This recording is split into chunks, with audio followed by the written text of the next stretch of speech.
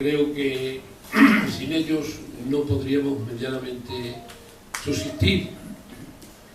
¿Cuál es la razón de la novela? Yo quería pues desenterrar una verdad que estaba totalmente oculta y que nadie sabía, principalmente de mi familia. Los de fuera de mi familia sí lo sabían, porque mi padre pasó a la historia de todos nosotros, y digo todos nosotros, de todos los 12 hermanos, que nunca había estado metido en política. Yo creo que la pobre de mi madre tuvo tanta necesidad de contar mentiras que al final terminó creyéndose las mentiras.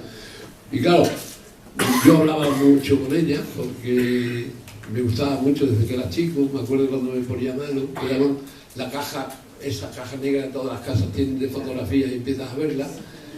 Dos tomos de blanco y negro de 1890, que fíjate la cantidad de barbados que iba viendo y de nobles y generales que no conocía absolutamente nada.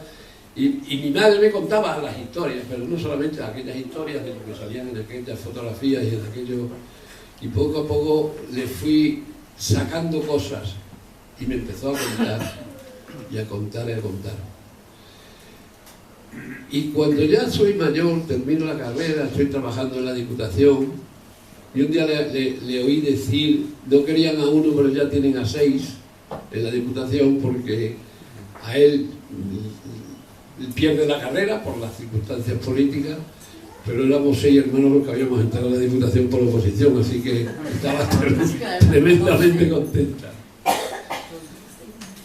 Curiosamente, un día estoy con ella, pues con mis hijos pequeños, allí en la casa donde habíamos vivido nosotros, y ella leía todos los días el periódico, y vio una esquela, y dijo, como siempre hacía, ¿no? Dice, vaya hombre, este pobre hombre ya descansó.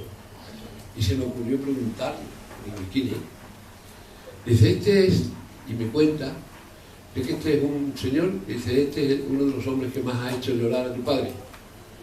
Ya después de que se acabó todo lo que había que acabar, muchas veces lo encontraba por la calle, se le ponía detrás y le decía, te has escapado esta vez, pero volveremos un día y te sacaremos a rastas de tu casa.